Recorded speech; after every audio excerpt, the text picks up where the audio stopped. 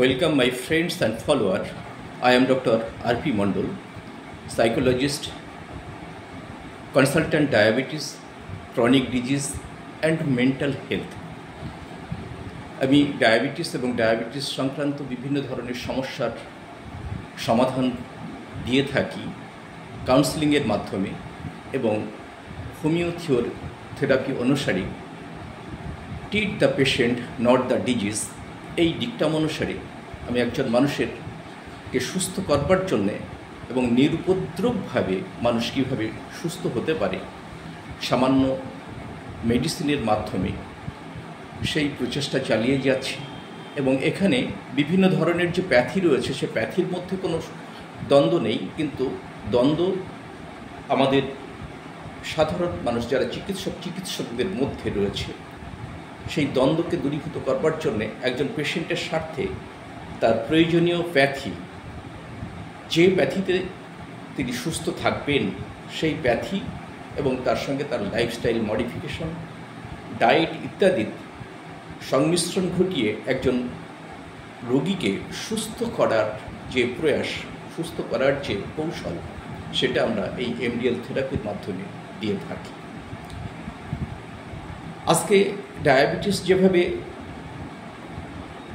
পৃথিবীর মানুষকে ব্যতিগ্রস্ত করে তুলেছে এবং ডায়াবেটিস কীভাবে কোথা থেকে আসলো সেই প্রসঙ্গে আমি পূর্বের ভিডিওতে বিভিন্ন সময় যুগ অনুসারে ডায়াবেটিস কীভাবে এসেছে এবং কীভাবে সাধারণ মানুষের মধ্যে এর জ্ঞানের প্রসার ঘটিয়েছে এবং ক্ষয়ক্ষতির পরিমাণ বাড়িয়েছে এবং এর খারাপ দিক কি, ভালো দিক কি, ভালো দিকটা আমরা পরে আলোচনা করব, ভালো দিক কী এর রয়েছে সেসব বিষয় নিয়েও আমরা এই ভিডিওর মাধ্যমে সাধারণ মানুষের কাছে ডায়াবেটিস সম্পর্কে একটা সচেতনামূলক যে ভিডিও সেগুলি আমরা এর মধ্যেই দিয়ে সাধারণ মানুষকে সচেতন করে তুলব।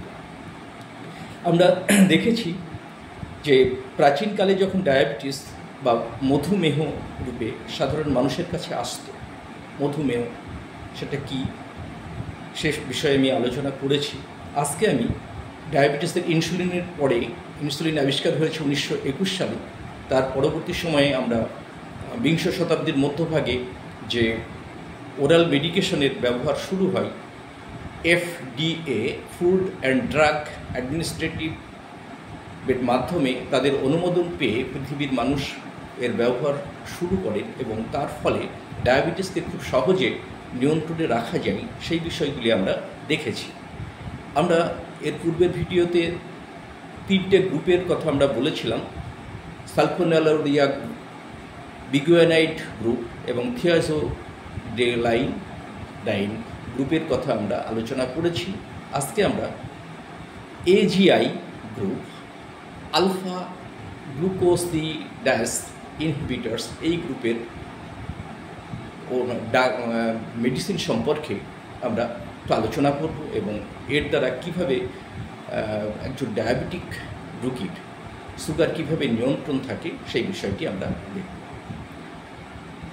It is a class of drug or medicine used to manage type 2 diabetes. This group of drugs help control blood sugar level by slowing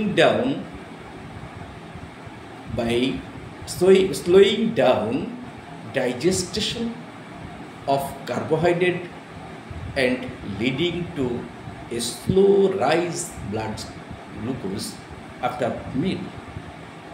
আমরা দেখেছি যে খাওয়ার পরে সুগারটা বেড়ে যায়, এই খাওয়ার পরে সুগার বেড়ে যাচ্ছে, অন্য সময় সুগার স্বাভাবিক বা কম থাকছে।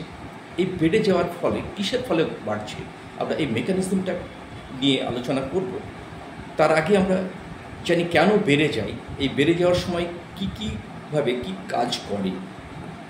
এই বেড়ে যখন যায় দেখা যায় একজন মানুষের খাওয়ার পরে সুগার লেভেলটি নর্মালের চাইতে অনেক বেশি, 300, 400, 500 পর্যন্ত, 600 পর্যন্ত হয়ে যায়।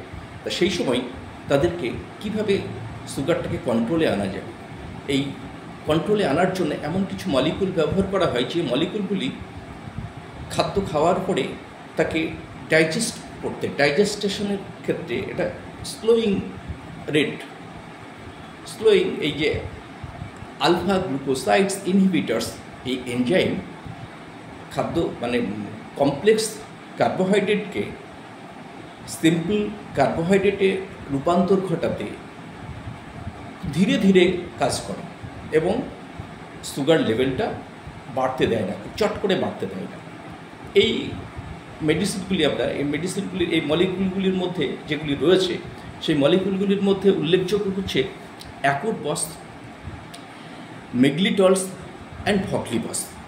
এই অ্যাকোরবস, মেগলিটল এবং ভগলিবস এই মলিকুলের মাধ্যমে আমরা বাজারে বিভিন্ন ধরনের মেডিসিন ফার্মাসিউটিক্যাল কোম্পানি তারা তৈরি করে এবং এগুলিকে খাওয়ার পরে যাদের বেশি থাকে সেগুলিকে ডায়াবেটিক ম্যানেজ করবার জন্যে, ডায়াবেটিক সুগার ম্যানেজ করবার জন্যে এই ওষুধগুলিকে ব্যবহার করা হয়।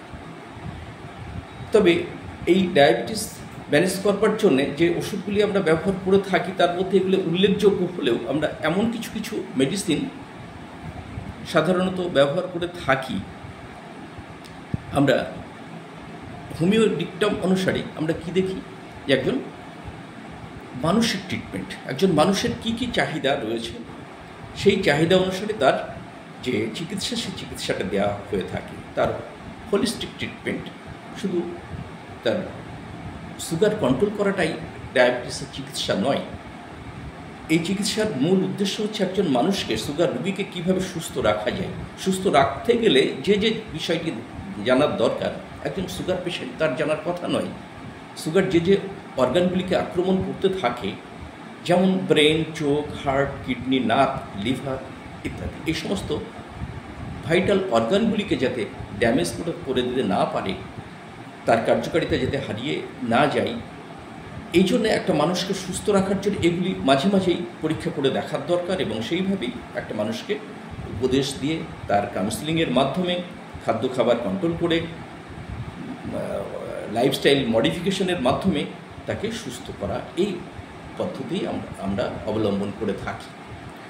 সেখানে প্রয়োজন হলে আমরা মডার্ন মেডিসিনের ডাক্তারের সাজেশন অনুসারে তার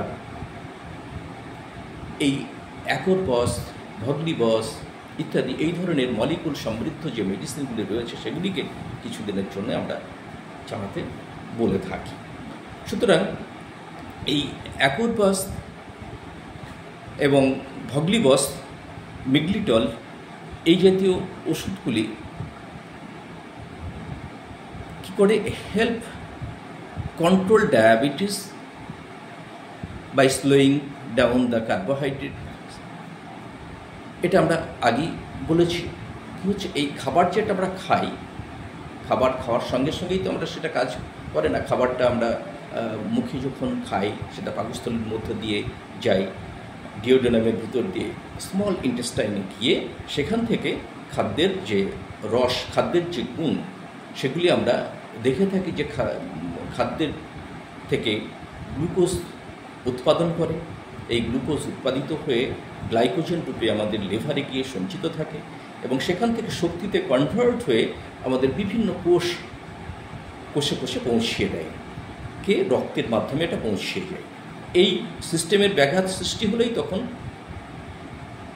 এই শক্তিতে কনভার্ট না হয়ে রক্তের মধ্যে এই গ্লুকোজটা ঘুরে বেড়ায়, তখন রক্তটা টেস্ট করলেই দেখা যায় যে তার ডায়াবেটিস বা সুগারটা অনেক বেশি হয়ে গেছে। সেই অনেক বেশি হয়ে যায় খাওয়ার পরে সাধারণত এটা হয়ে থাকে। কার্বোহাইড্রেট জাতীয় খাবার খেলে সেখান থেকে গ্লুকোজ উৎপাদন হয়। সেই গ্লুকোজ উৎপাদিত হয়ে যদি সঠিকভাবে লিভারে না পৌঁছাতে পারে এবং শরীরের অন্যান্য কোষে পৌঁছাতে না পারে, তখনই তার বিভিন্ন ধরনের সমস্যা সৃষ্টি করে এবং ডায়াবেটিসজনিত কারণে যে যে সমস্যাগুলি আসে সেই সমস্যাগুলি তাকে ভোগাতে থাকে এবং ধীরে ধীরে একটা সময় গিয়ে এটা সাইলেন্ট কিলার, আমরা আগেই জানি যে এটা নীরব ঘাতক, শরীরের এই মূল অর্গানগুলিকে ড্যামেজ করে দিয়ে মানুষটাকে মেরে দিতে পারে এবং তার অন্যান্য রোগগুলিকে ডেকে আনতে পারে। যে সমস্ত রোগগুলিকে ডেকে আনতে পারে সেই রোগগুলি যাতে না আসে তার জন্য চিকিৎসকের সুপরামর্শ অনুসারে সেগুলিকে মাঝে মধ্যে টেস্ট করা এবং উপযুক্ত ব্যবস্থা নেওয়া।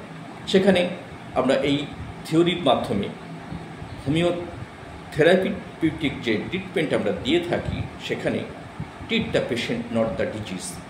এখানে সিঙ্গেল মেডিসিন, ক্লাসিক্যাল হোমিওপ্যাথির মাধ্যমে সিঙ্গেল মেডিসিন নির্বাচন করে সেই রোগীটি কী ওষুধ চাচ্ছে আমরা কেস টেকিংয়ের মাধ্যমে, উপযুক্ত কেস টেকিংয়ের মাধ্যমে তার কেস টেকিং করে একটা মেডিসিন নির্বাচন করে তাকে অবজারভেশন করা হয় এবং তার সুস্থ করা সম্ভব হচ্ছে। আমরা দীর্ঘ সময় দেখে আসছি যে একটা মানুষ অকারণে অনেক কিছু যে প্রয়োজন নেই সে সমস্ত ওষুধ খেয়ে যায়।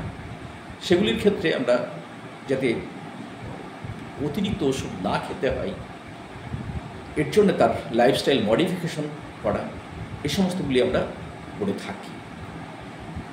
এই ওষুধ কীভাবে কাজ করে আমরা এটা যদি বলি, তাহলে এই যে মলিকুলগুলির কথা বললাম, অ্যাকোরবস, মেগলিটল এবং ভগলিবস, they works by inhibiting the enzyme alpha glucose, which is responsible for breaking down the complex carbohydrate to simple carbohydrate in small intestine।